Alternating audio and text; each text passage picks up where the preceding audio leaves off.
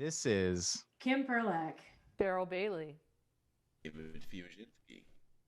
Abigail Aronson Zosher. John Finn. an Ian Steed, and this is Coffee Talk with the Berklee Guitar Department.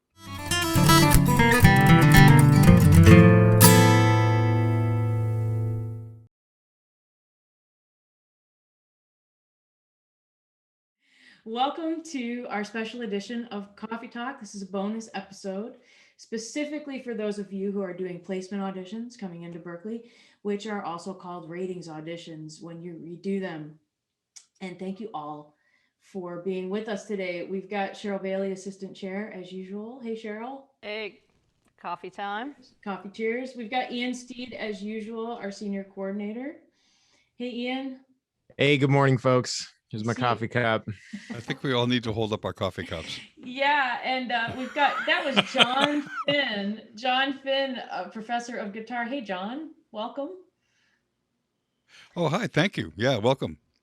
And Abby, we've got Abby Aronson Zosher. Hey, Abby. Hello, thank you. You're welcome, and good to see you. And David Fiuzinski.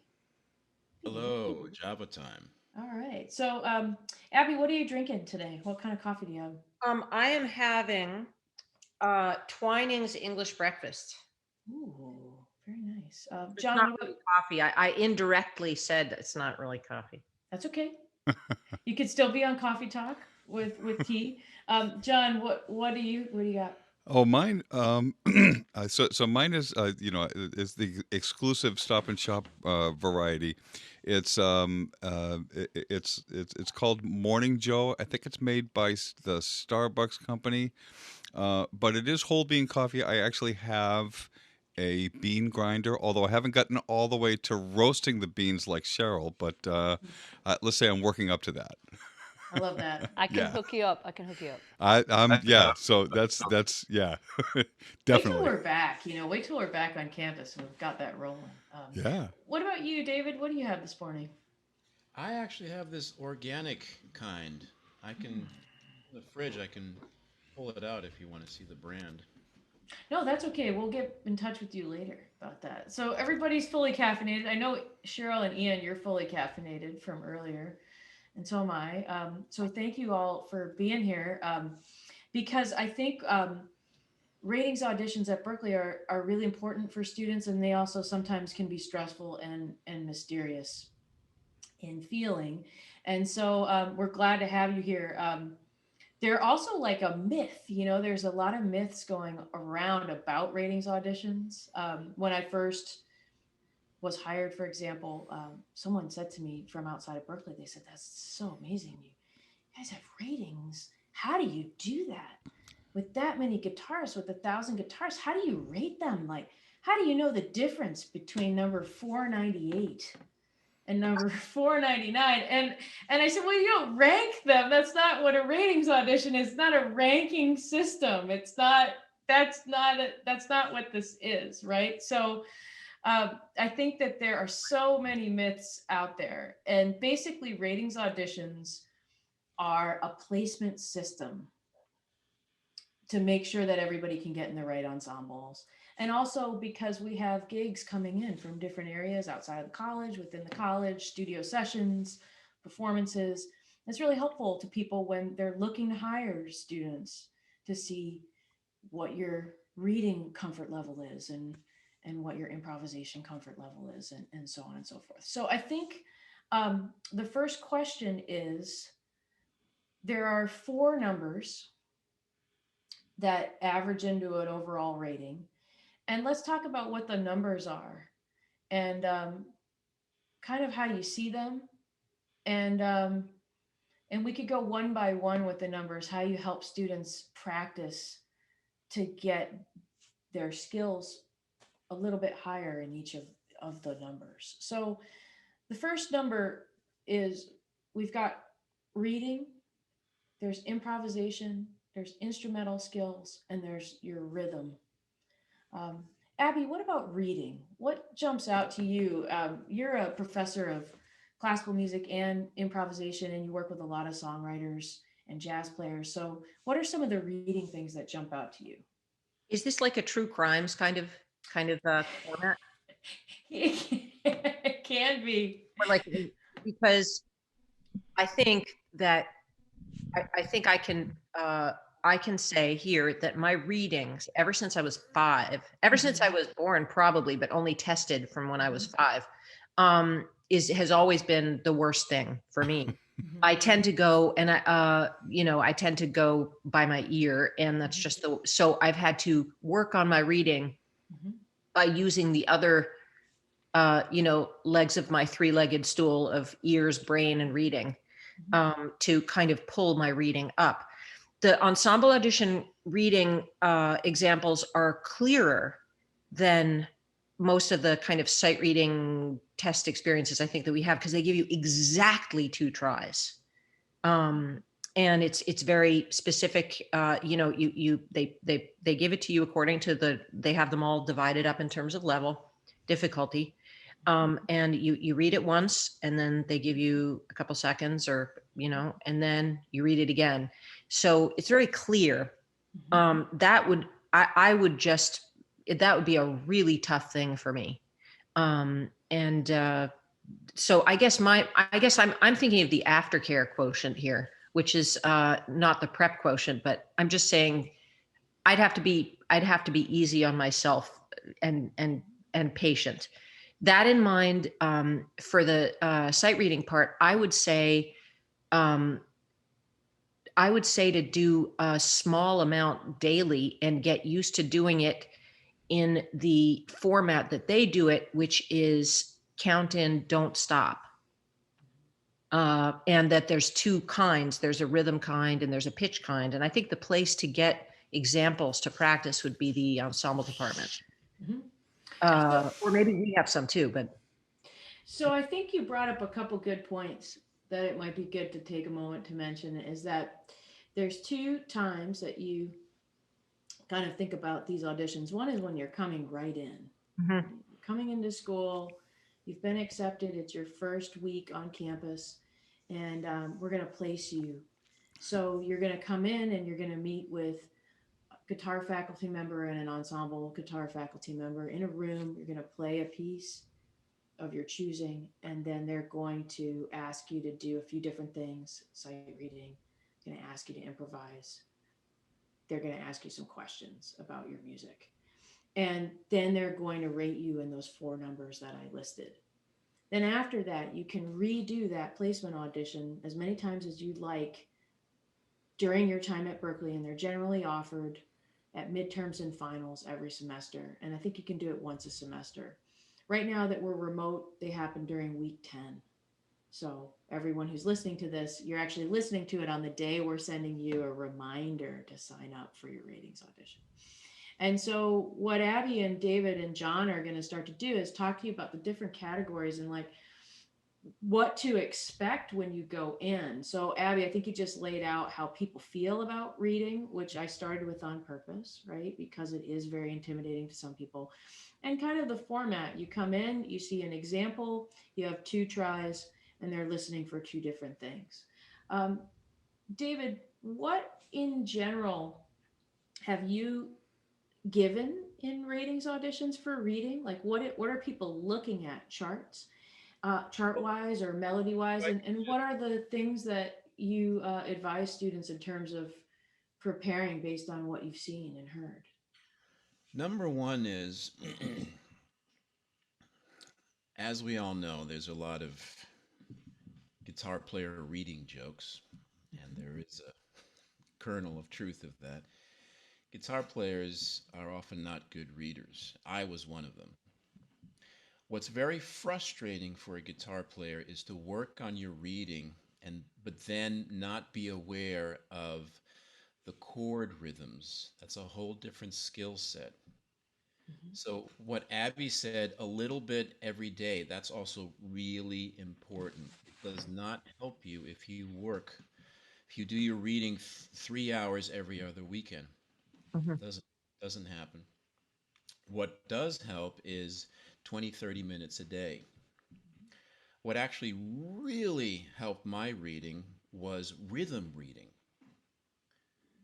Now, the reason why I emphasize rhythm is because unless you're a microtonal nut job like me who likes to work in 24 or 72 note per octave systems, there's a simple truth. There's only 12 notes. So there's good news here.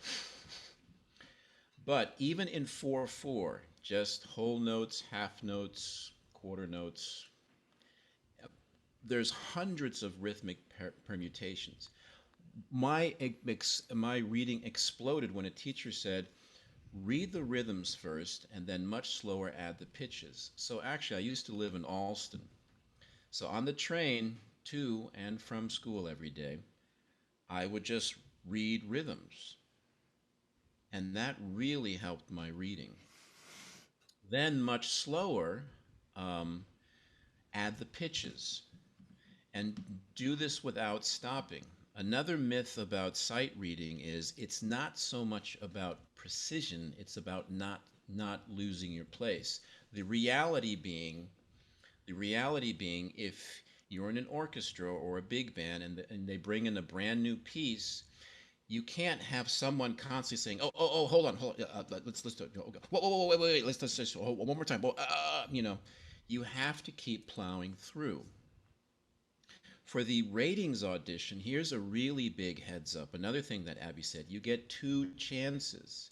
So you should plow through proudly, like that bull in a china shop, doesn't care. But the fact is, what I often see is somebody makes a mistake and then they stop. And then we have to say, okay, we'll do it again. But if you had plowed through, you would have seen all the other parts you're supposed to play. So for me, the really big heads up are don't stop, keep on going, and do chord rhythm exercises. Initially, just read any type of chords, but then the kind of rhythmic things, chords with rhythms. That's something that wasn't emphasis. Nobody told me that, and then so I was like, I got my reading together, and then they gave me a chord thing, and I completely fouled out. So a great source of chord rhythms are the new real books. There's a lot of in the old real books, it's really like just the melody and the chords. The new real books have a lot of chords, chord rhythm examples, tunes with that in there. So those are great resources. Great. So number one is really every day 20 minutes. Then, when you're auditioning, plow through proudly, loudly and proudly, and chord rhythms as well. Don't forget those. That's frustrating for a guitar player to do all that work and then be like, oh boy. I think that's really important that you mentioned that, because your reading examples can come in 2 formats, right? Right. Single note melodies and then also chords and slashes, which both of them, we do a lot of reading on guitar and it could come in either one of those formats. And that's exactly how the ratings auditions are.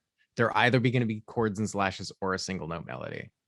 That's a great point, Ian. Actually, you read my mind. That was the next introduction to John.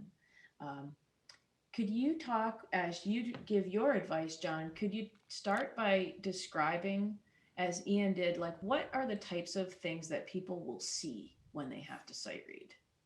Okay, so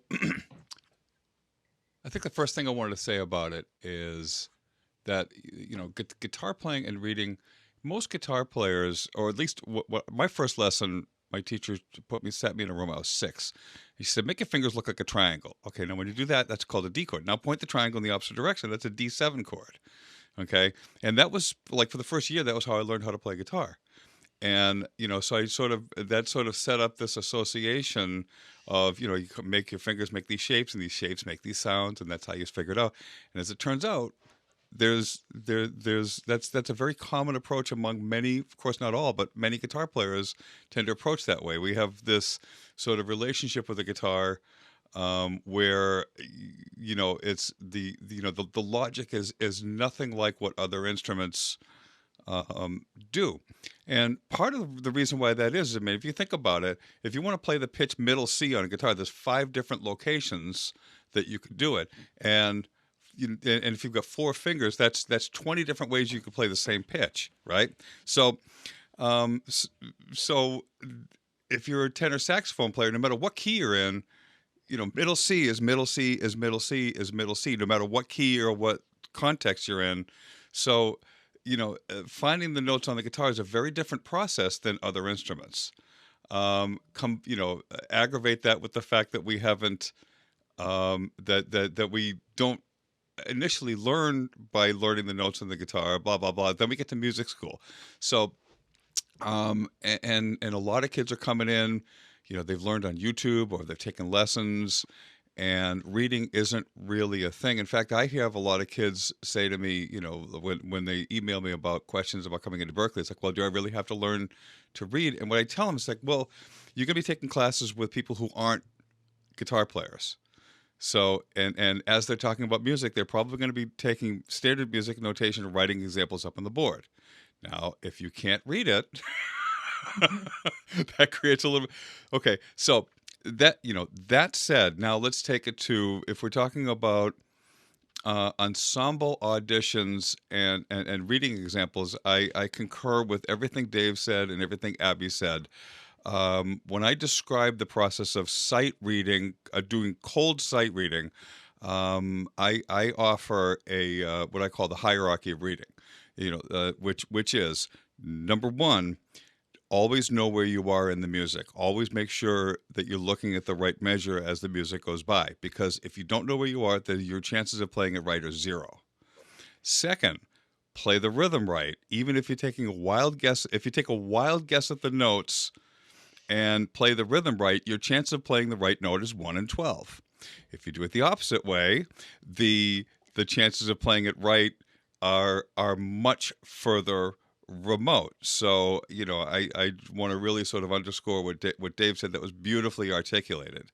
So then the third thing is, that finally get the notes right. But, the sensation I sort of describe is that, if you're doing a cold sight reading with a group of people and you're all playing together, it's like you're standing on top of the mountain and on a set of skis, and you've pushed off.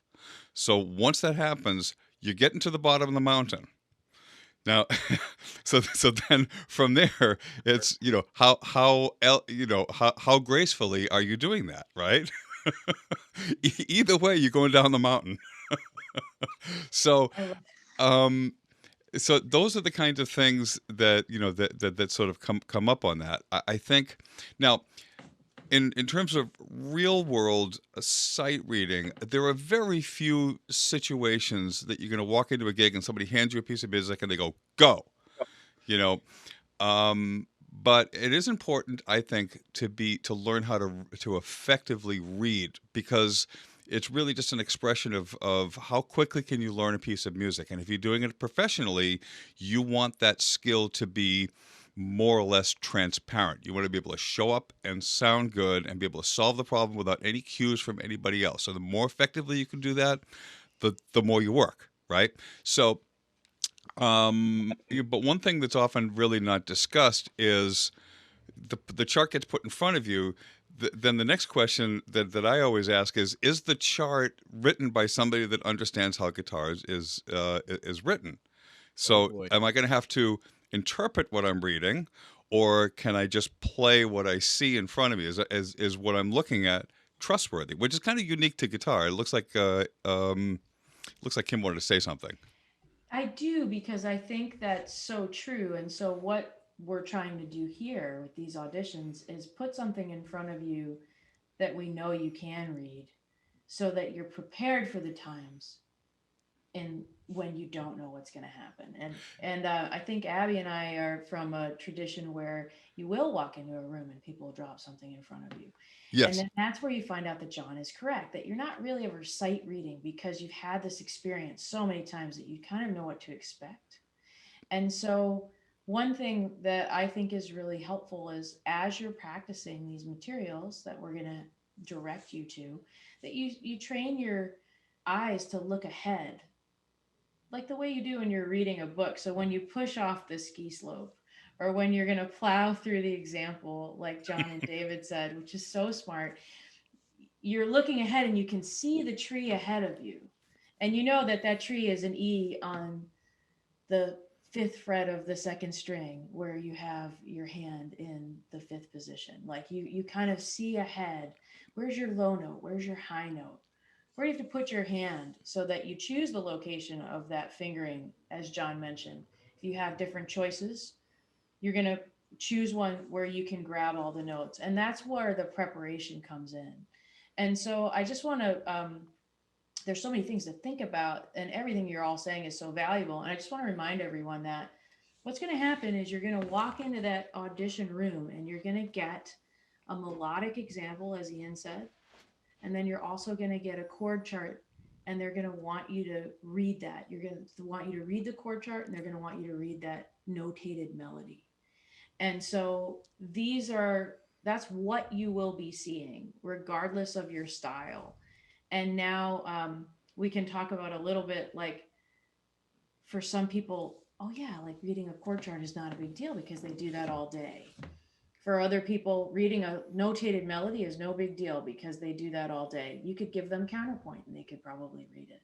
For other people, as John said, maybe you learn by shapes and by your ear, and you've never really read anything, so your experience with it is going to be different. So stylistically, there will be strengths within the numbers that we expect, but it doesn't mean that if you have a lower number in reading, for example, because you're a funk player, we'd like you to get that up so that you can read charts in professional situations and have more opportunities. But it doesn't mean you can't be in the highest level funk band.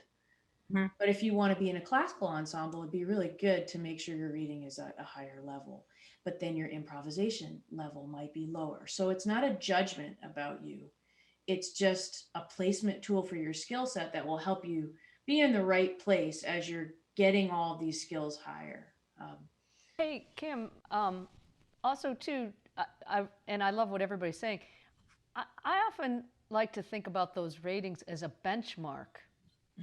It's particularly when you come in, and then you re-audition and your numbers go up, because they're always going to go up because you're working on your skills all the time. And I think that's the hardest thing for any of us as artists, is to see your own progress. So I think if you can wrap your head around it in terms of, this is a good way to see progress. Like my reading, I came in at 1 or 2. Wow, I got 3s in my reading, or any of those categories. It gives you a good perspective on your work paying off. Cheryl, how do you help people when they say they want to raise their reading up a level?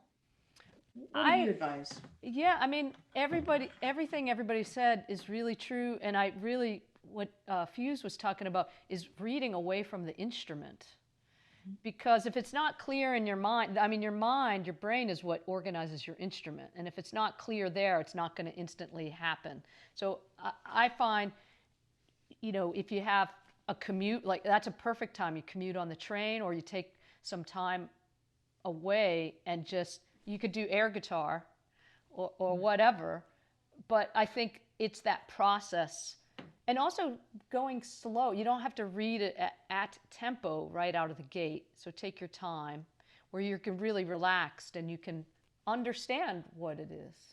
Yeah. But everybody's really sharing really great, really wisdom about how to approach it. Ian, I had a couple thoughts.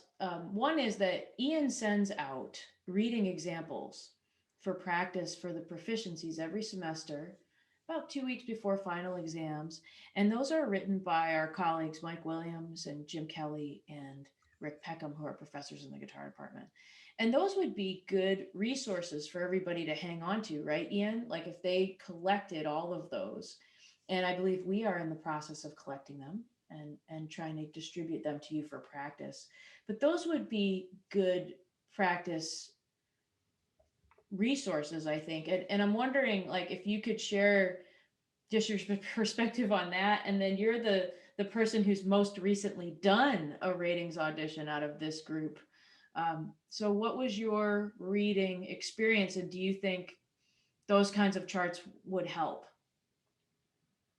Well, first of all, yeah, absolutely, they would help. They're very similar. I mean, so the way that the guitar department stuff is laid out is that generally there are single note melodies and chords in the same example. And that might be the case for some of the ensemble rating stuff, but I mean, like, I don't know if y'all have ever, played in like a big band where you have like a guitar part where you've got, the changes and all the slashes written out, and you got to make the hits with the chords. That's a lot of the stuff that I saw as a student doing ratings auditions, um, which I personally always felt more comfortable with than the other single note stuff, which was always a lot more cognitively taxing for me as I was playing. But yeah, the guitar department examples, which if you're a student and you've been here for a semester or two or more, you just have to search your inbox, and there's plenty of examples that I've sent out. And you can also talk to your teacher, because they've got a lot of this stuff too. A lot of those examples are hanging around. And you can also always, email me or any of us in the guitar department, and we can hook you up. Yeah, and I bet you could also maybe you and Ben could put some of those old examples up on the supplemental materials section of our website before the ratings auditions. Ratings audition signups, everyone, are in March, and so we'll put a bunch of resources up there so that you can just get in there and start to practice a little bit. And John, you also mentioned that our former chair Bill Levitt wrote a great book. If people want to dig even deeper into what David was talking about, the melodic rhythms for guitar. Yeah, so that was a book that was that the teacher I took that taught me reading when I first came into Berklee, he used that book.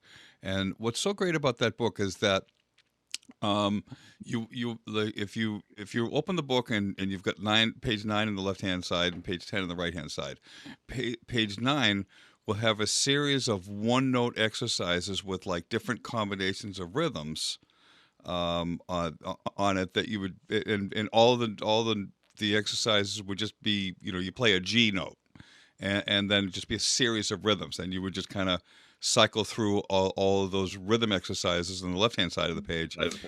Then the right hand side would be, a corny little piece of music that would use all the rhythms that were on the left hand side. So first thing, so his thing was, learn these rhythm patterns as sort of rhythmic vocabulary patterns, and then turn that into a piece of music on the right hand side of the page. And that's one of those things. Like, it kind of got thrown out years ago when we redid the guitar department curriculum, but that's one of those baby out with the bathwater moments. That it was a really great book that's been largely forgotten about. So it was really helpful for me in terms of associating the whole idea of like looking at a bunch of black dots and then transforming that into a piece of music, because that's essentially what you're doing. That's a great point. I think it reinforces David's point that working on this stuff is constantly like gathering materials, coming up with concentrated strategies, and doing them every day. And what we have to help you is we have these books in our library from our former chairs and faculty. You have your current faculty you can go to, and then you have the resources that we send out for practice that Ian and Ben are really our coordinators. They're in literally the coordinating process of putting those together. So you want to constantly be going to that little area for students on our website, the guitar department website, which you can get into with your email and your password. And then just go to proficiency materials, and there's so many practice things that will help you with a lot of this stuff. Kim, I was just thinking, because everybody here has great resources of things that really help with the reading. It'd be cool if maybe we gather that, sort of, if you want some great books to check out, check these out. And maybe we can send that around to everybody. I think it's a great idea. I mean, the faculty is a living library, so we'll just start to open up some new stacks and circulate it. Abby had a great point, and David, you alluded to this too when we were setting up. There's a little bit of a difference between the entering placement ratings audition and the continuing ratings auditions that come. And when it comes to sight reading, that difference is meaningful. So Abby, can you talk about that a little bit, especially in regard to reading, and then we'll move on to the other categories. Yes, it's kind of like a free gift for new customers. But it's a good thing to take advantage of. And what I'm talking about is that at the entering ratings audition, your very first one, when you first are coming into school, but you're at school, but you're going to start classes in a few days kind of audition, not the one like a year before. There, you're going to have the reading materials, I think, a day or two before. And this is a really, really great chance to get those prepared gorgeously, because future ratings auditions while you're in school, when you go back to improve your ratings, those are actually true surprises where they stick them in front of you. And this entering audition, you will have it a day or two before. And very often I do see people come in for the entering audition, and I think they're not quite sure. They didn't quite realize that they could totally prepare that reading, and that was the reading that they were going to do when they got asked, a day or two later. So that's a real opportunity to take advantage of. Prepare that reading when you get it, when you first come into Berklee and they hand you some stuff saying, here's your ensemble audition, it's going to happen in a day or two. And look for that reading, and then totally prepare it. That's a great point. And what we've done is added an extra step, because some of the people listening to this now have just been accepted. And so there's this little period where you've been accepted, but you haven't formally become a student. And you don't have a password yet to get into some of these resources. So what we did was Ian sent you an email, if you're in that position, yesterday, and included some practice reading in the email. So you can actually take a look at exactly what we're talking about if you're in that position and you can't get to some of the resources. And then what we'll start to do is put some of these things on our more public channels, and you can kind of take a look at them so you see what we're talking about. David, what's your perspective on the difference between like preparing, especially for the reading portion, for the entering audition, which is a placement, not the one where you're auditioning to be accepted, but after you've been accepted the first time, and then the subsequent auditions after that? Well, prepared reading is kind of the general standard of the industry. I mean, unless you're in an orchestra, classical or jazz, there's not that much. It's important, but often, it's rare that you have an absolute um, sight reading. You go in, it's placed in front of you. But does that happen in the ensemble auditions? Like if I were to take an ensemble audition at week 10, are they going to place reading in front of me that I haven't Okay, practiced? that's So can you talk about that a little bit? well, it's the basic strategies that I mentioned before. It's take a deep breath, um, look at those rhythms, and then try and attach the notes, and just plow through all the way, and then do it. Try and do it. Make it better, and then you get a second chance. You always have two reading examples.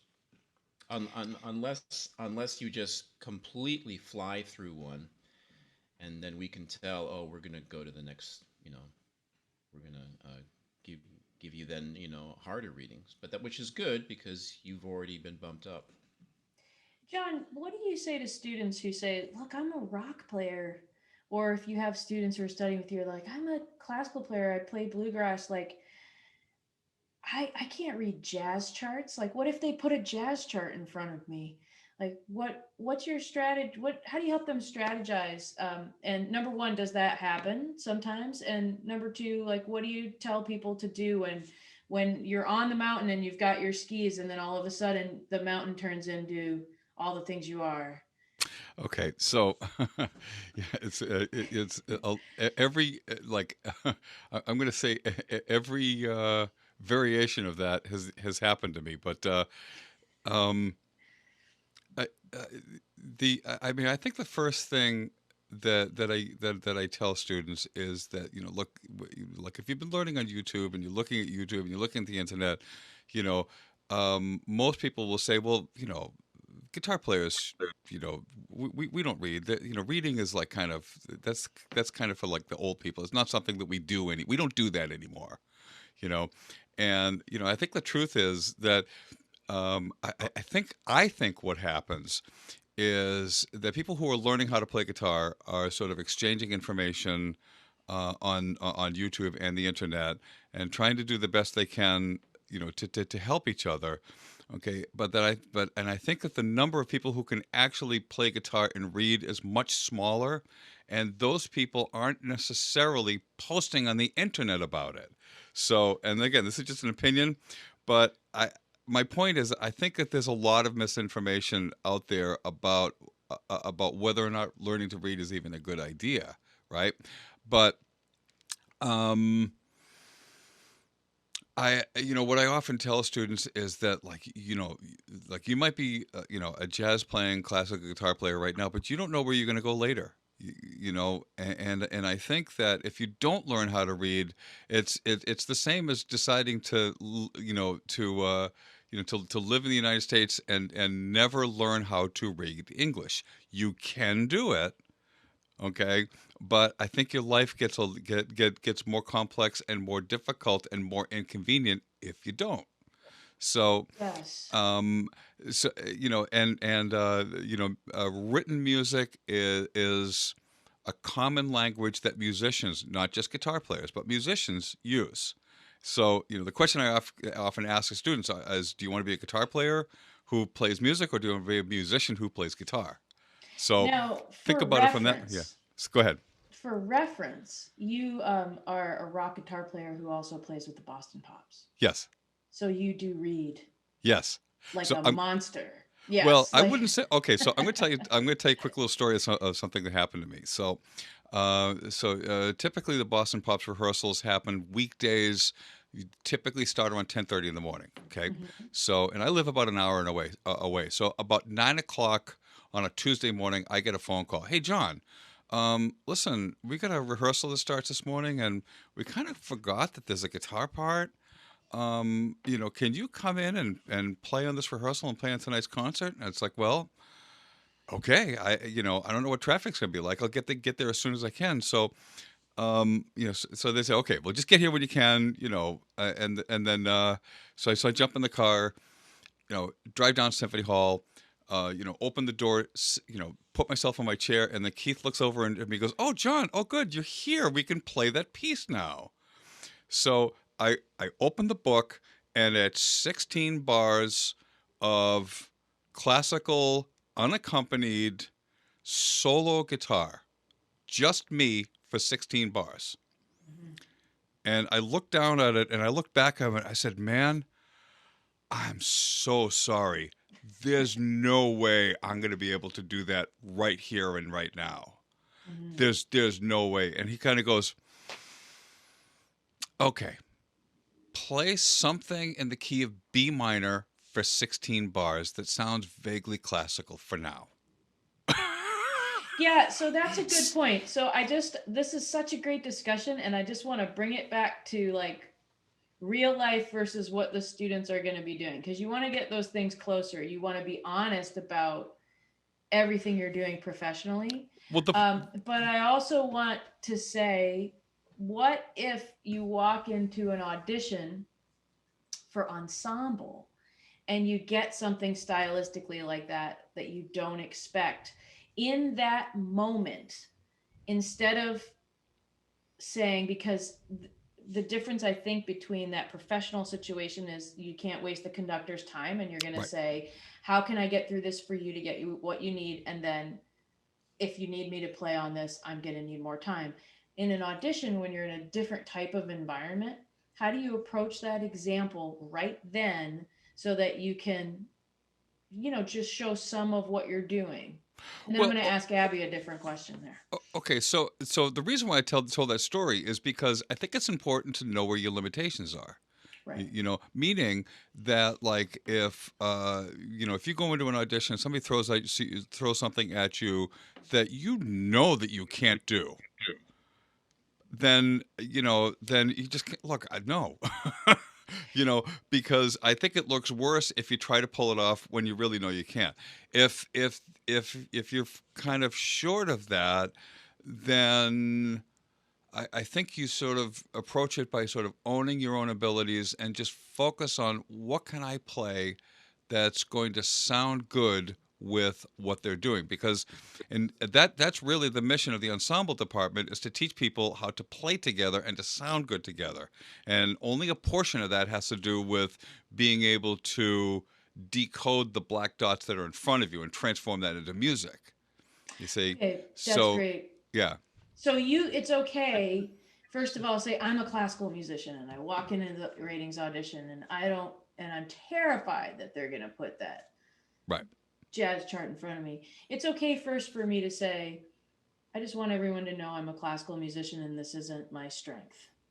And then maybe also have, if they say, well, just give it a try, then I have a strategy that I could put in place based on the way that you've all said, here's what you do to go through. So that's a really viable way and an honest way and a completely acceptable way to approach something that throws you. Abby, would you agree? Because I think you have a lot of students, as John does, that where maybe your style isn't exactly what you'll see. So what do you say? What would you say to me if I came to you in a lesson and said I was afraid of that happening? I think it all has to do with this is my shopping experience now. Buying the right supplement packs, going and getting the kit for this and the kit for that. I would go and figure out what my auditions were coming up, whether they're going to be Boston Pops, that'll never happen. But Never's a long time.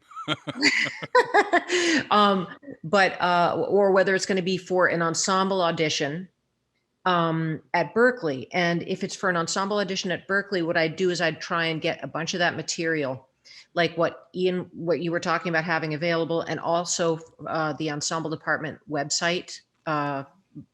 I would get some of that tailored material and practice that in specific. That's a great idea. Yeah. That's a great idea. Speaking their own language, Yeah, I think I think you've all made a great case for why this is all valuable and how to approach it, both when you're able to prepare and then, John, when you're thrown. Because if you think of the next category that really scares people, maybe just under the reading part is the improv part, right? So, John, I'd like to start with you because I think though is instrumental skills. right, but we're gonna come back around to that later though, because I think, but improv I think is scary. I want to go with scary first. Improv is scary to people who don't, right? There's a lot of styles that don't call upon that as much as reading or other things or technical ability or instrumental skill, as David just said. And sometimes it's the rock and bluegrass and fingerstyle and classical players who kind of feel that way, especially if, again, they think there might be a chart with sort of jazz changes put in front of them. So first of all, what is the improv part like? What do you get? Maybe I'll come right back to John, but Ian, since you've done them more recently, what are the kinds of things that you get for that? Like, what do they ask you to do in the improv part? Well, they do put a chart in front of you that might be a jazz tune. They might put a standard in front of you, and maybe the standard is one of those sleepers, where it seems like a really easy tune, but maybe there's a little twist and turn that you have to be really prepared for. And so, I mean, my experience in the improv part of a ratings audition has been, you read a chart down and you play it, and there is a rhythm section there with you. There's generally a piano player, a bass player, a drummer, and you play down through like a chorus or two, like a couple of choruses. but that's also in a way, like, not to bring it back, but in a way it's a lot like reading again. But instead of reading specific notes, you are interpreting what you see on the page and figuring out what to play over it, right? Mhm. Two fives and and maybe different people have a different way of getting around that. But that's been my experience. So in general, would all of you say that there are practice materials available that you can access that give you examples of things that you're likely to see, especially if you're not practicing that kind of thing as your main style? Like John, what do you advise your students to do, especially again if they come to you and they say, I'm a rock player, but I'm a little worried if I go to this audition that I'll have to play over different types of changes. How do you Well, get okay, ready? so first of all, a lot of the materials, the way that the ensemble audition process for students who are currently enrolled and they do their ensemble ratings, the way that works is the teachers will look at your current numbers. The third of those numbers is going to be the number that indicates your current um, improvisation rating. So if you come in to the audition as an ensemble improv rating of 4, then the teachers will, so the teachers all have books in front of them that have a list of tunes for each level. So if you come in as 4, then you audition for any of the tunes that are in the 5 book. So in other words, a committee much earlier than when I came in, you put together a series of books and said, okay, this is the level 3 stuff, this is the level 4 stuff, 5, 6, 7, all the way up to 8, and so when they do the auditions, the improv section of the auditions, they pull out one of those tunes from the appropriate book, and have you audition on that. And what they're listening for is just how well are you sort of handling the challenges inside of it. So as a teacher working with a guitar player trying to get better at improvisation in general, what I often tell them is that improvisation and composition are really the same thing. Improvisation is composition done quickly. Composition is improvisation done slowly. So your goal is to listen to the chord progression and to find something that sounds good with that. And I think that the whole process of like analyzing the chord progressions, figure out what scales, what arpeggios, and all the technical things are necessary to learn, but those are like learning the letters in the alphabet so you can formulate words that formulate sentences, which then convey thoughts. So, what I find is often the hardest thing for somebody who comes up playing rock, the hardest thing for them to wrap their heads around isn't the fact that the chords are complicated. It's that they have to keep track of what chord is being played at any given moment. So if this is your first time doing this, what I would say is that if you're trying to work on your improvisation and you've never done any kind of a jazz, here's a great starting point. Start with a blues chord progression. Just, get on YouTube, type in blues chord progression backing track, right? Whatever key you want to play in, and then at the end of the chord progression, uh, pick your favorite turnaround, common one, dun dun dun dun dun dun dun dun, in whatever key that is for the last 2 measures of the chord progression, and then play anything you want until you get to that turnaround, and then play that turnaround. And if you haven't done it before, it's surprising how even though it's a simple idea, it can escape your concentration a few times until you recognize, oh, I have to keep track of that. And then that's a great starting point, because from there, then you can start adding more challenging chords to go with that. So you get to the 5th bar and there's a D flat 7 while you're in the key of F, Mhm. you know, then I have to find a couple of notes that work with that D flat 7th chord or whatever it is, right? So does that make sense? Does that answer your question, or was It that? does make sense, and I think that from a practical standpoint, when you're talking about the different types of charts for each level that the ensemble department has, this is part of the resources that they have on their website. I Yeah. believe if that's correct. So you can look at what they have.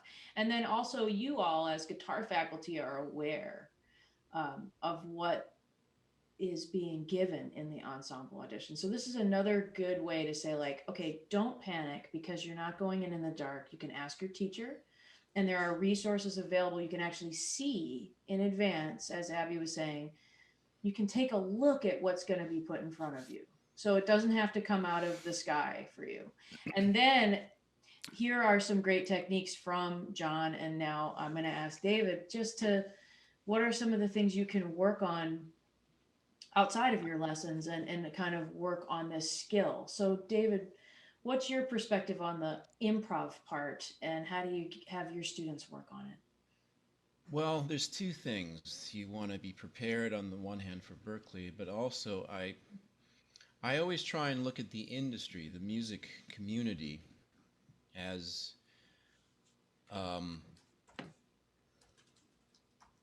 the goal. I try not to say, okay, this is something you're going to be seeing in school. I try and remind people. I mean, my experience is when I started at Berklee, I got a lot of, oh, that doesn't appeal to me. I'm never going to use it. I don't, that's not my style. I don't hear that anymore.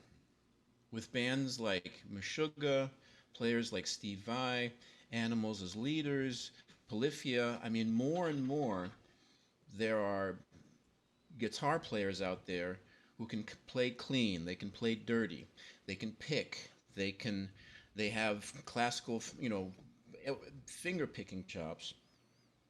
And also with bands like, let's say, Meshuggah, I mean, a lot of melodic minor shredding.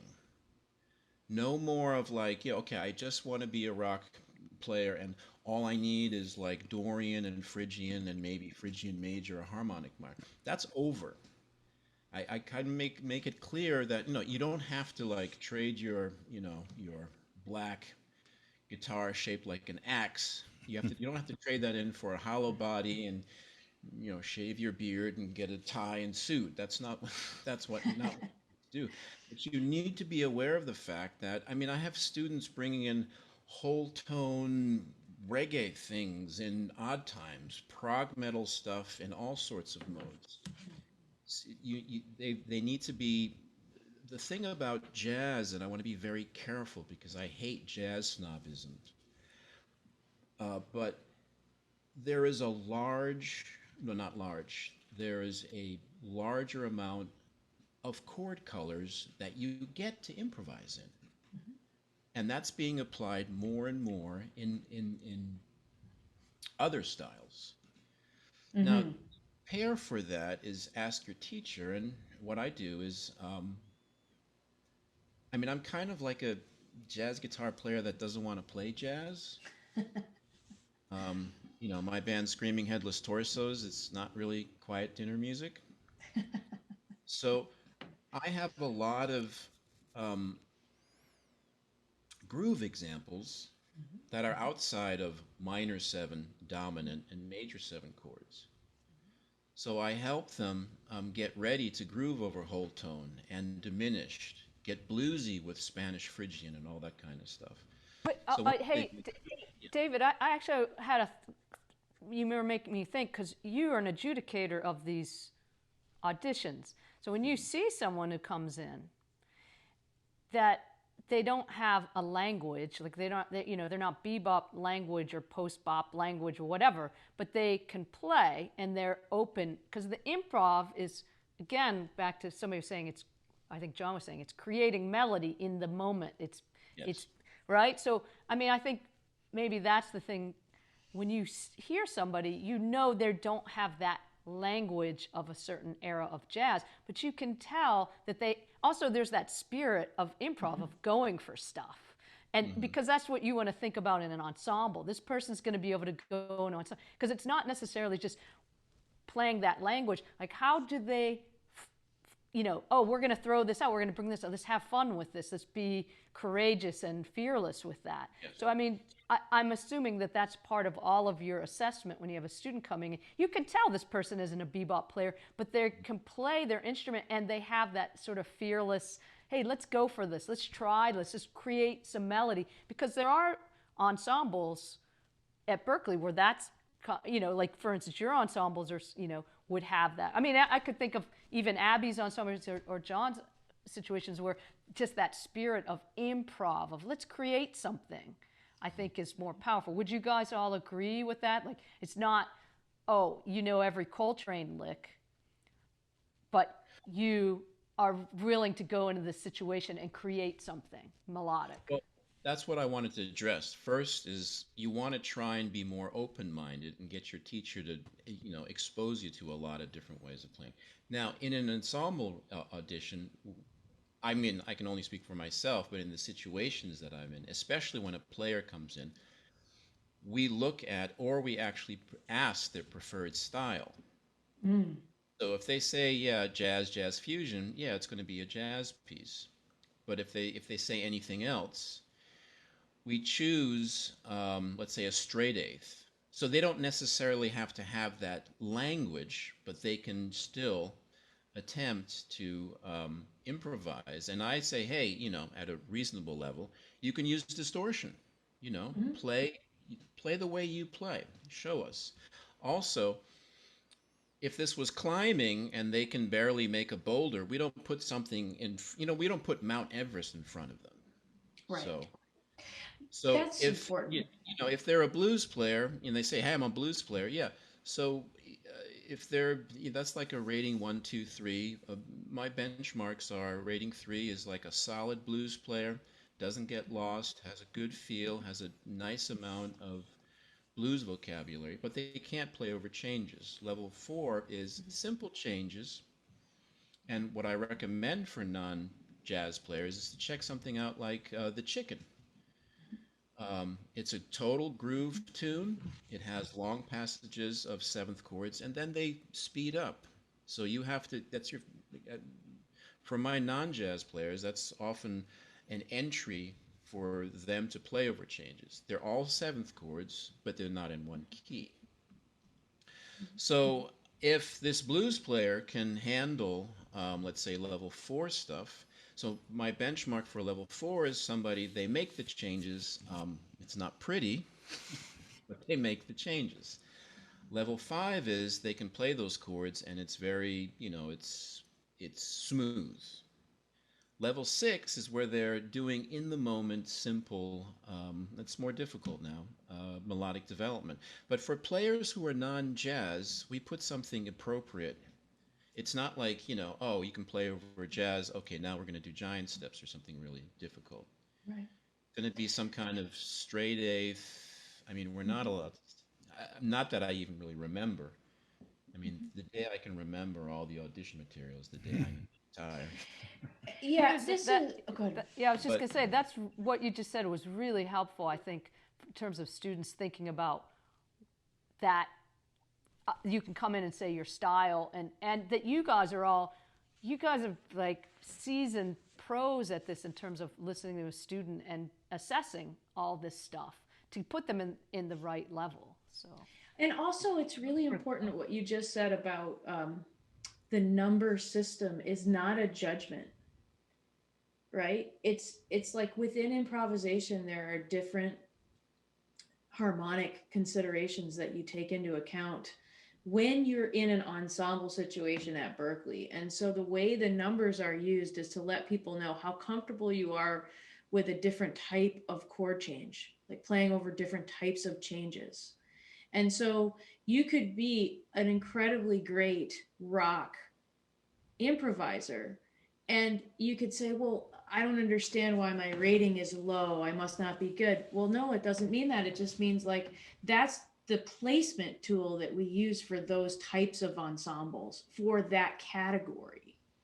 Right. And so people get really obsessed, I think, with the overall rating. But I think what we've seen with both improvisation now and reading before is that it's a placement tool that has like relative complexity that is not necessarily applied equally to every style.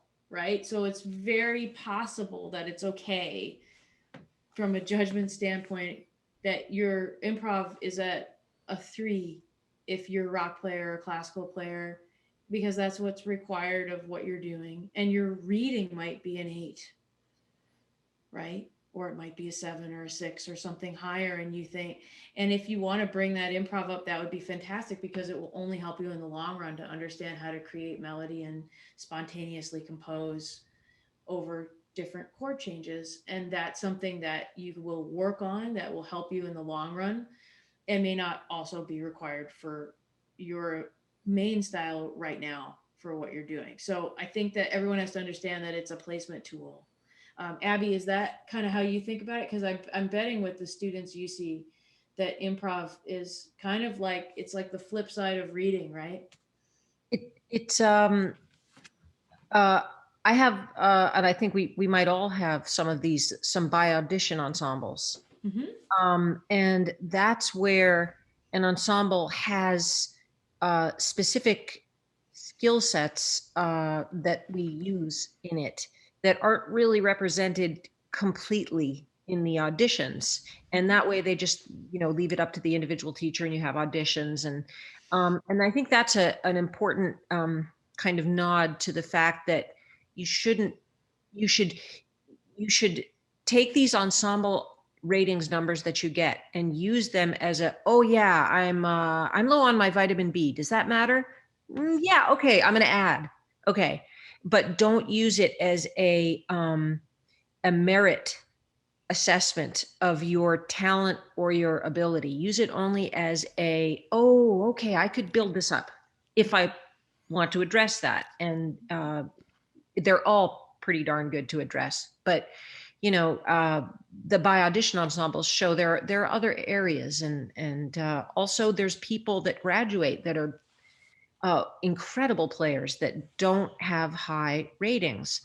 I think all those people would probably, we would think these are people we admire, at the same time. I bet if you talked with them, they would say, oh yeah, I would love to go in and improve my reading. But at the same time, it doesn't mean that they are not a monstrous musician. Mm-hmm. Right. And some of those by audition ensembles are like your Joni Mitchell ensemble. Mm-hmm. Jeffrey Lockhart has a Lettuce ensemble. They're really stylistically specific, or they're for writers, or those kinds of things. So those are always open in a different way. Mm-hmm.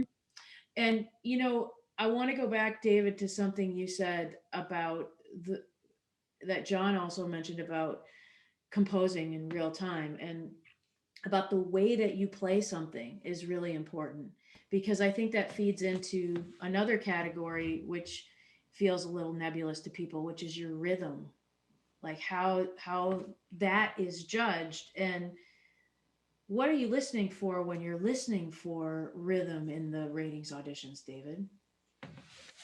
Um, just a quick aside. When Mm-hmm. you bring in your prepared piece, Mm-hmm. don't try and impress us. Right. Bring in something that says something about you. If I never ever have to hear giant steps at a fast tempo where they're trying to show, Oh oh, my I'm so God. great, And the thing about teachers is, I've seen students play some tune that's been beat to crap, but if the student is excited about it, we get excited about it. It's like, wow, they're really, this tune has been beaten. And first of all, that's number one. Number two, um, we do listen for groove of any style. So the fourth number is time and feel. So it's weird. I've virtually never ever heard the phrase great rhythm guitar player and the name Eddie Van Halen in the same sentence. But the fact of the matter is, in a Van Halen tune, the time where Eddie goes off is very, very short. But his time and feel are just great. So keep in mind, if you're any style player, but especially if you're a non-jazz player, and these rating auditions can be kind of scary. Bring in something where you shine, and you show us what you can do, and then we can really hear how, oh, this great blues feel great. So if in the especially when you get to the higher numbers of improv, which are more jazz oriented. You can get to do it kind of in your style or straight eighth. You can still show what you can do, especially how your time feel is. So it's not necessarily in that particular language, but more importantly, it's in your language. So that's what I would do. I like that you tied these things together, and I want to go back to the prepared piece when when we're at the end of the categories. But what I love is that it does rhythmic groove and feel is often tied to comfort, because if you're not comfortable and you're not breathing and you're tense, you will rush or your time won't feel comfortable because you don't feel comfortable. So that is a big part of rhythm. Cheryl, do you feel that way too? Absolutely. It's all connected. It's and also I think what Fuse was saying is true about, okay, Eddie Van Halen, he didn't play rhythm guitar, but if he had to, he'd have great rhythm. I mean, there's the way you play melodically and the way that you comp in a rhythm section is completely related. How you relate to the beat, and I guess these things too are they're not the same, but they overlap. Feel like if it's funk, it's got to be funky. If it's swing, it's got to be swinging. So all those elements tie into that category. I think in terms of how you express yourself melodically, rhythmically as a rhythm guitarist, and then the feel of the style. And John, that's true. Even if you're like a screaming, burning rock guitar player, your time really matters. Your time really matters a lot, I think. Because well, okay. So in the first place, like if you've ever spent any time listening to the band Dream Theater, the music that they play explores a lot with these really sort of interesting time feels. Like the meters are changing sometimes every measure. The forms tend to be really complex and really long, really complex music. And if you were to isolate out John Petrucci's guitar parts and listen to them and then put them against an imaginary metronome, you would find that his guitar playing like hits the center of the beat regardless of how complex the rhythm gets. In fact, I know for a fact that the other band members in that band have nicknamed him Gibraltar for that reason. They so so time feel for that music is incredibly important. The aesthetic in the case of that band is to place everything in the center of the beat, where not all music does that. Like R&B tends to be in the center of the beat. Sort of, maybe more jazzy, jammy things will either sort of be behind the beat. Some things that are sort of more in the indie side of things or rocky side of things might put things in front of the beat. Which means now in front of the beat means that you place your note slightly ahead of where the beat actually is, but without speeding it up. And there's a difference. Okay, and behind the beat is the same thing, going the other way. That like the tempo maintains what it is, but if you're playing behind the beat, you create this illusion that the band is kind of pulling you along, and you're sort of like almost reluctantly coming along. And there's something about that sort of creates enough tension that makes it sound cool. Like when somebody does it really, really well, you just think, oh, that's cool. So I think how you interpret your time feel does a lot in terms of how you make the music feel. And I think whatever style you're doing, you're trying to make it feel a certain way. And time feel is a big component of how that works. So I think it's useful to understand how it works in a few different ways. That's so great, John, because it really is a combination, as Cheryl and David were saying, of like your stylistic authenticity and your personal authenticity. So, Abby, I think like you work with a lot of people who are writing their own music, and what might be happy and good for them to realize is that's a place where they may feel strong, where things come together for them. that what we're listening for in the ratings audition at that point is your understanding of your styles and yourself, and then your comfort and being able to center yourself before you perform in the audition, like taking a breath, kind of going through what you need to go through before you play. Would you agree with that, do you think? Me? Yeah. Yeah, absolutely. I think those general uber musicianship skills, if you want to call them that, skills, are going to come to bear always, and they'll always be there for you. Yeah. Yeah, I think, and I want you to keep talking, but I want you to tie it in now to the fourth category that David mentioned as an earlier number in the list of numbers. But I think like it all comes together in what they see as instrumental skill. Yes. They being Yes. the people who are listening. So all Yes. of these things we've talked about, the way you play everything, the way you play when you're sight reading, the way you create melody and listen for space and compositional skill when you're improvising, and the way you can play things with a rhythmic feel that shows that you have an understanding of yourself and what you're doing and the style you're playing in, that sort of comes together in some ways in your instrumental skill, where people are listening for your facility on the instrument, your technical comfort level, your tone, your ability to play legato and staccato, and like can you control your dynamics and your colors and your articulations and your notes, and um, all of that stuff kind of comes together in a way. Can you talk about that a little bit, Abby? Instrumental skill.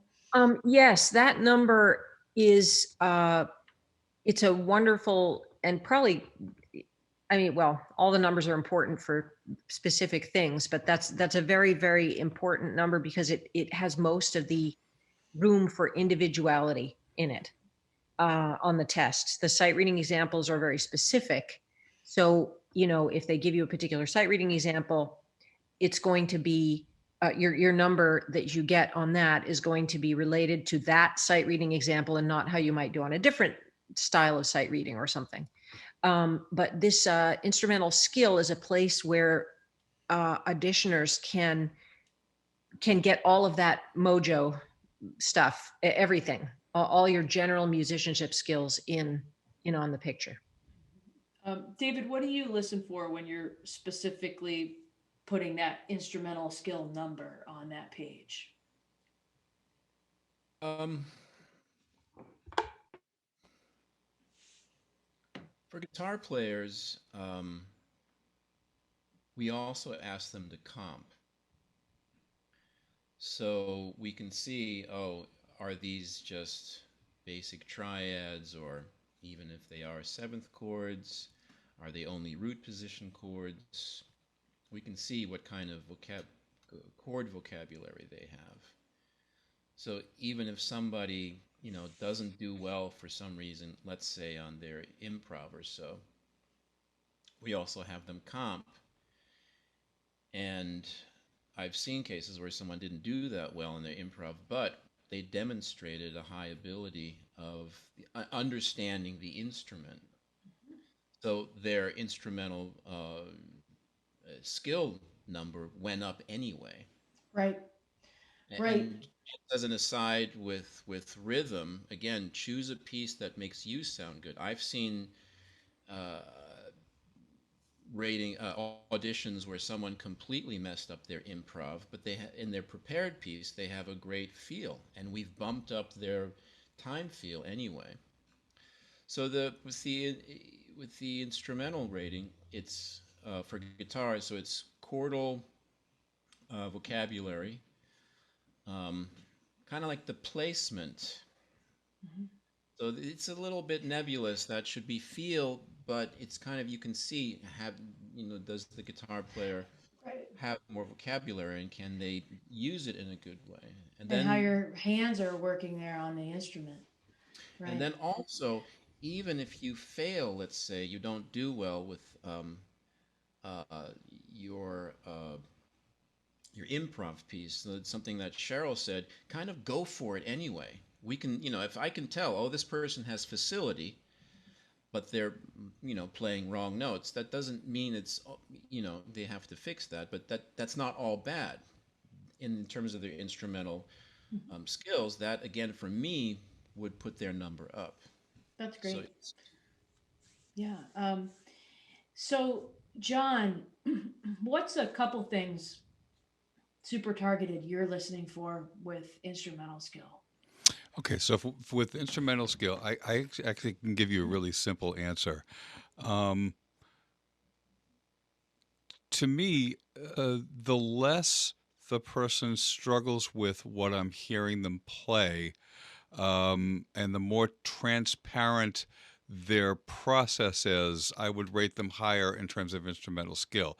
Simply meaning that somebody who does something really, really, really well, you it's harder to sense how difficult or how easy what it is that they're doing is. So if the music just seems to be just kind of flowing out of them and there doesn't seem to be any struggles around it, it's just coming out the way that they intend, they're telling the story they want to tell, whatever it is, that makes me think, that makes me want to place them higher in terms of instrumental skill.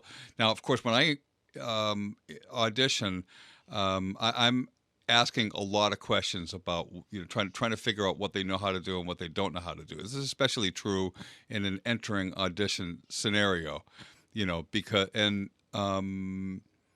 so that's kind of where I put it. So whatever it is that they play, like I'm listening for their level of mastery around it. That's probably the best word I could use. So this is an awesome point, and it's the absolutely perfect segue to everything David has been saying here and there in his asides about choosing your prepared piece, everyone.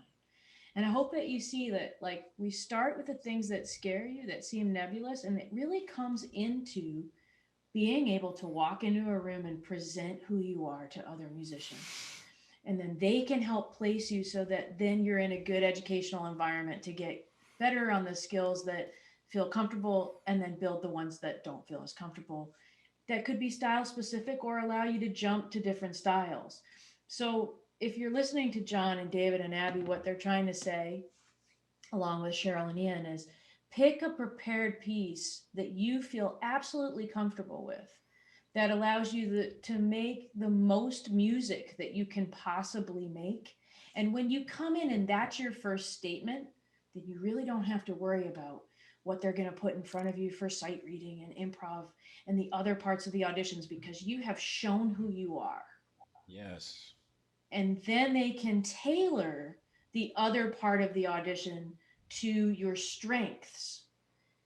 And everybody's, David said yes, everybody else is nodding. So if you're watching it on the video, you're watching heads go up and down. And if you're Yeah. listening, you have to trust that this is what's happening. If you walk in and you say, oh my God, what if I get David Fuzinski? I heard he plays jazz, even if it's in this weird way. I'm going to impress him and play giant steps, but you're a bluegrass player. That is not the best start for your audition because it doesn't assist them in really listening to where you are and then choosing the next steps in the audition. Abby, would you agree with that? I think that is absolutely the best overall sum up. That's a deep overall sum up. That's perfect.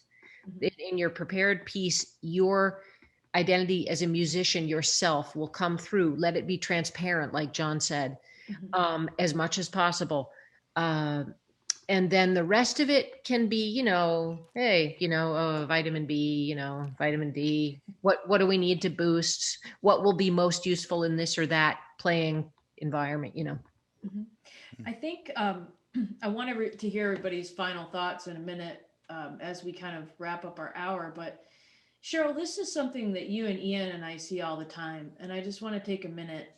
It's why do you do the ratings auditions? I mean, you have to do them when you enter because you have to have a placement number to start. And then we always say to everybody, we really encourage you to do them. And I have a sense of why I think it's important. And I'd like to hear from the two of you about why you do. And I think it's important for a couple different reasons. One is what David and John and Abby have said. It's really good for you to get a sense of where your skill sets are and maybe what's going to be required of you, as John was saying, because you don't know what opportunities are coming down the line. And you're in this school that will allow you to build all of your skills, even the ones that aren't maybe required for your immediate style.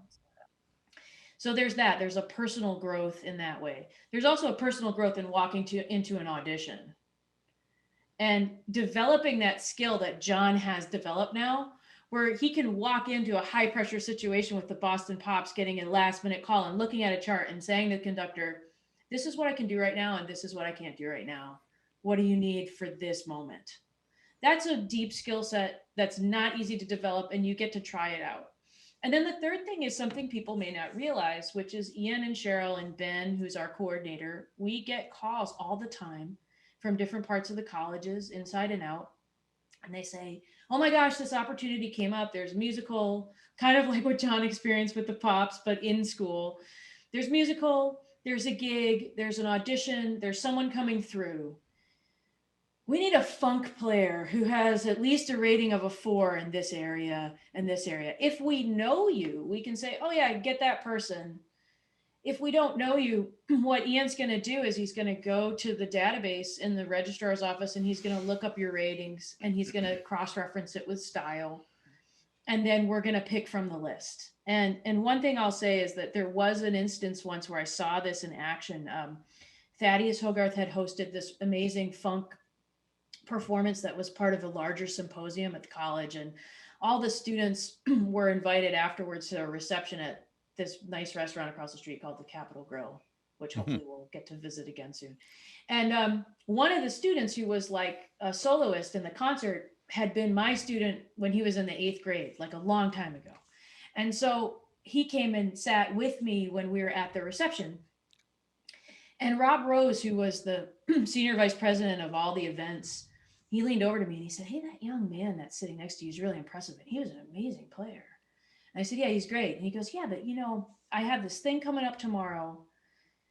And when I looked at the ratings audition list for the number I was looking for, I didn't see him, but he clearly can play like at that level. And I said, yeah, he hasn't wanted to do his ratings auditions. He hates auditions. He doesn't do them. And he just auditions for the teachers, like on the side, to get into the bands. But you should definitely trust him. His playing is worthy. He's really professional. And he goes, oh, that's great. Do you think he would like to play for Quincy Jones tomorrow? And I said, yeah, I do. I think he would love that. And so afterwards, he went up to him and he just said, hey, we really need you. Can you come and play for Quincy Jones tomorrow? And he did, and he nailed it. And this particular young man, he's an alum now. His name is Alex Williams. He's a very successful touring musician and has played in movies and on tour and runs a music school in Nashville. But he was an example of someone who avoided these things like the plague and then was lucky enough that we happened to be in that room. And what I'm saying to you is like, do the auditions, take the opportunity because you never know what's around the corner. And hopefully, like Alex, you're building great relationships and you're putting yourself out there. But this is just another tool to do that. What do you think, Cheryl? Like, what are your please do your ratings auditions advice to people?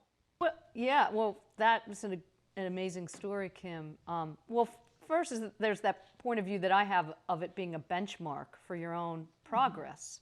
We all need to see that. We can never see our own progress. So if you treat them that way, it's a positive approach.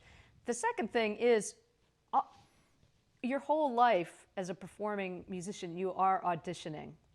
It's like you could go out and be on a tour, but you come home and then somebody goes, hey, someone else has an opening in a band, and come by. And no one likes it. I mean, no one, that's the truth. No one but you can get more comfortable doing it. You can only get good at things that you do often. If you don't do it, you can't get an opportunity to get better at it or get how you relate to it more comfortable. So I think that's the important thing too, is that no one's, oh, good, I want to go on 1,000 auditions. But over your life, you probably will. And every time you do one, you just get more comfortable with it. So that's what I think about it. That's great. Ian, what about you? What's your perspective? Yeah, I mean, just the idea of practicing auditions. Like, I mean, if that's all it was, it would still be worth it, right? Just the idea that once a semester you can just practice doing an auditions and the stakes are pretty low. Like your numbers aren't going to go down, right? Emphasize that point. Yeah, your numbers are not going to go down. You can go in and they can go up or they might not, but they're not going to go down. And they're not going to go down because they can't go down, because that's the rule. It's not just like we trust you and you're like, no, you have no idea, I'm going to have a terrible day. It's impossible for them to go down. So you can trust that. You can only go up. Right. Ian, do you have a finish to that thought? Yeah, I mean, I guess just to like put a little cap on it. I mean, I haven't had nearly the, exciting and storied careers of the panelists today, but even, I've had a bunch of gigs where I had to walk in and it was a book of music and it was just like, you got to play it. And in a way that was like kind of an audition, right?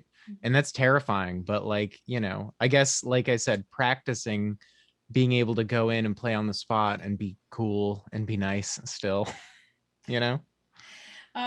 That's right. And the more prepared you feel, the easier it is to be cool and be nice.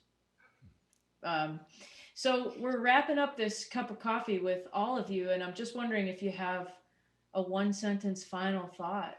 John Finn. Yeah, I mean, I really like everything that was said about practicing the auditions. I think in terms of re-auditioning for your ensemble rating, I mean the simple fact is that the higher the ratings are in the ensembles, the bands are going to be better. So if you want the experience of playing in stronger bands, that's a pretty direct path to do it. That like the higher ratings that you have, then it's fewer obstacles for auditions, for ensembles that you can play in, and yeah, that's really great. I think if I have any parting thought is that no matter what you do, just really focus on sounding good every time you play.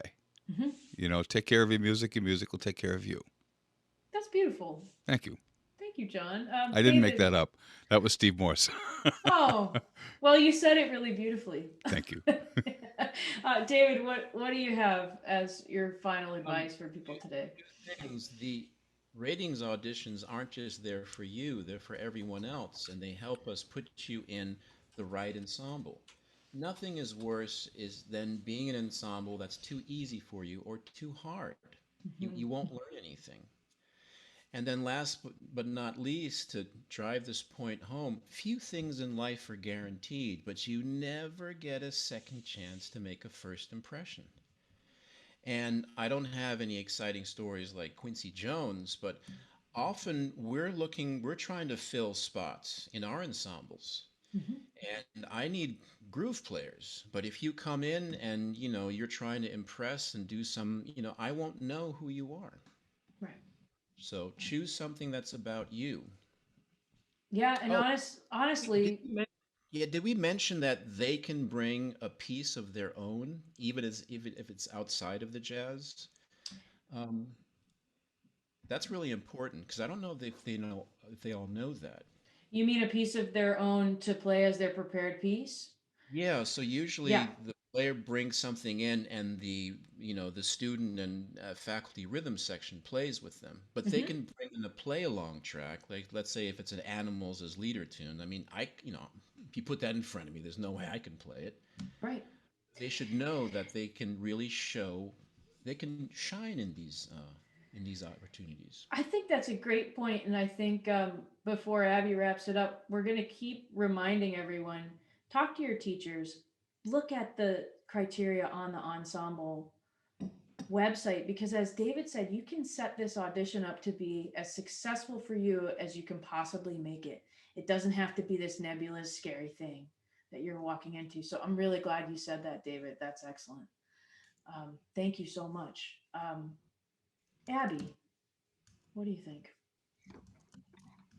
I think if you can look at it as much for you, and it is for everyone else too, but if you can look at it as much for you, like a free skill building opportunity, that's kind of neat. It's like, oh yeah, I'm going to do this Pilates class. You know, think of it like that, where you can keep checking in and getting reassessed. You know, and it's a free skill building opportunity. Um, I'm getting inspired. I wish I could go and do it. You know, again, it's like, oh yeah, I should do that. However, while you do that, at the same time, you have to not take it personally. You have to work on the skills without letting it get, you know, while saying, I am going to assume that this is not a personal reflection of me or my future. I think that's so important. This has been really fantastic, everybody. There's so much here. We could go on for another pot of coffee, but I think this gives everyone a lot to think about. So I think it's so important. Everybody, look at this as a learning opportunity. We're here to help you. And until next time on Coffee Talk, coffee cheers, everyone. Thank you, Cheryl. Thank you, Ian. Thank you, David. Thank you, Abby. And thank you, John. Cheers, everyone. And we'll see you next time on Coffee Talk. Go practice. Thanks for having. Thank you. Thanks, everybody.